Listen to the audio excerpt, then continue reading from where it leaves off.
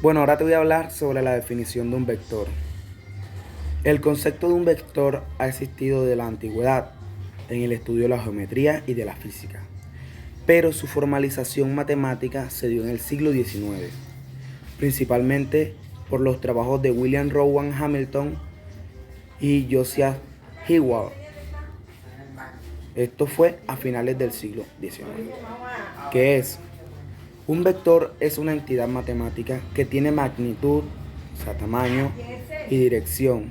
Se representa generalmente como con un segmento de recta con una flecha en un extremo o mediante coordenadas en el espacio determinado, por ejemplo, en 2 o 3 dimensiones. También tenemos ciertas propiedades, como la propiedad conmutativa, que es la suma de dos vectores y no depende del orden en el que se sumen. Porque si tenemos dos vectores A y B, se cumple que A más B es igual a B más A. Tenemos la propiedad asociativa, que es el resultado de la suma de tres vectores, no depende de cómo agrupemos los sumandos. A más B más C igual a A más B más C. Existencia de un vector cero, existe un vector nulo que tiene magnitud 0 y no cambia el valor de otro vector al sumarlo A más 0, que es igual a A. Tenemos también la propiedad distributiva del producto de un escalar, porque si multiplicamos un vector por un número escalar, este cambia su magnitud, pero mantiene su dirección, o se invierte si el número es negativo. Podemos decir que K más A más B es igual a A más K por B. También se puede decir que los vectores cumplen propiedades similares a los números reales en la suma y el producto, lo que facilita su manipulación en matemáticas y física. Estas propiedades son esenciales en áreas como la mecánica, la ingeniería y la informática. También los vectores se utilizan en diversas áreas como la física, la ingeniería, la computación y la geometría, para representar cantidades que tienen tanto magnitud como dirección, como velocidad, la aceleración, la fuerza y el desplazamiento. También se emplean en gráficos por computadora, inteligencia artificial y análisis de datos. ¿Esto por qué se da? Bueno, los vectores surgen de la necesidad de describir fenómenos físicos y matemáticos en los que la dirección es tan importante como la cantidad. Se origina naturalmente en el estudio del movimiento, la mecánica y la geometría, donde las simples magnitudes escalares no son suficientes para describir ciertos problemas. Descomposición de un vector en sus componentes rectangulares. Cuando hablas de un vector, nos referimos a una cantidad que tiene magnitud y dirección. En muchas situaciones es útil expresar un vector en términos de dos partes más simples, llamados componentes rectangulares. Estos componentes corresponden a las direcciones horizontales y verticales en un sistema de coordenadas. Es que mira, imagina que tienes una flecha que representa un vector en un plano.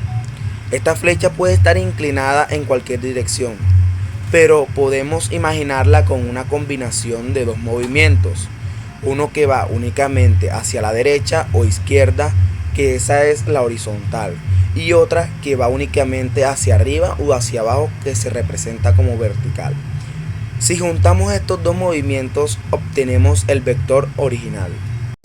Para encontrar estas dos partes del vector, podemos proyectarlos sobre los ejes horizontales y verticales. La parte que se encuentra en la dirección horizontal nos dice cuánto el vector apunta en esa dirección, mientras que la parte de la dirección vertical nos dice cuánto apunta hacia arriba o hacia abajo. Este proceso de descomposición nos permite trabajar con los vectores de una manera más sencilla, ya que en lugar de analizar una cantidad en una dirección diagonal, podemos estudiarla como la suma de dos partes.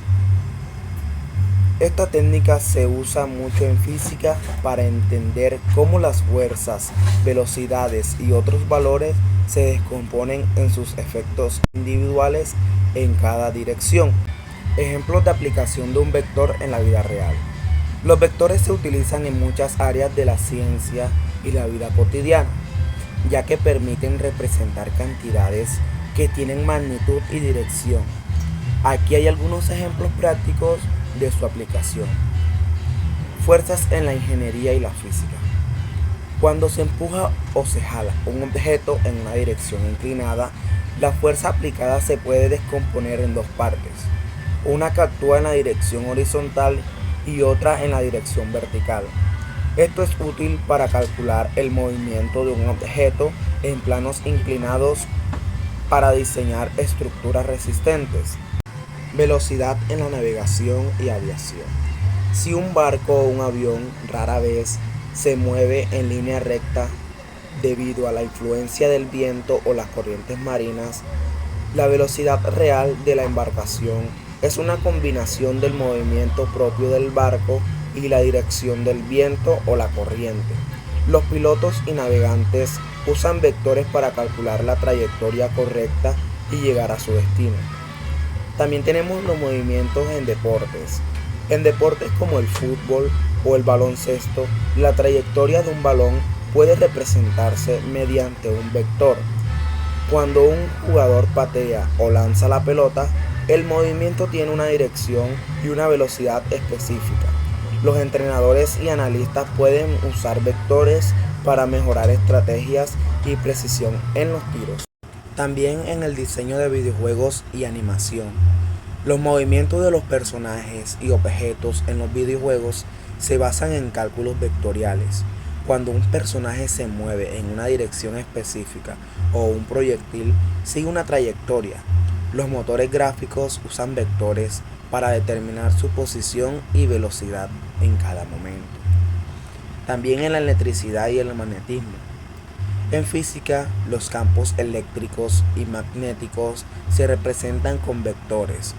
La dirección y magnitud del campo en un punto determinado afectan cómo se moverá una carga eléctrica. Este principio se usa en el diseño de motores eléctricos, transformadores y dispositivos electrónicos. En la geolocalización y GPS, los sistemas de navegación GPS utilizan vectores para calcular la posición y el desplazamiento de un objeto o persona en la Tierra. Cuando te mueves de un punto a otro, el GPS interpreta el movimiento como un vector y se ajusta la ruta en función de la velocidad y dirección.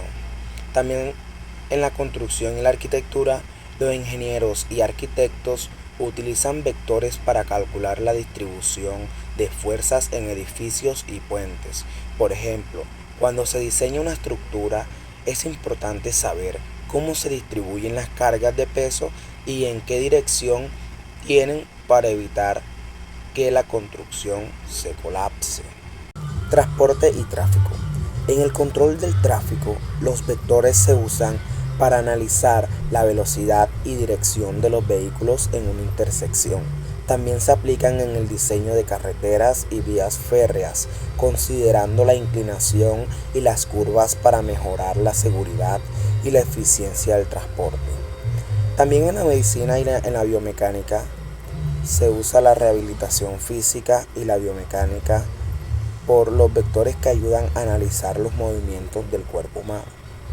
Por ejemplo, cuando una persona camina, los músculos generan fuerzas en diferentes direcciones.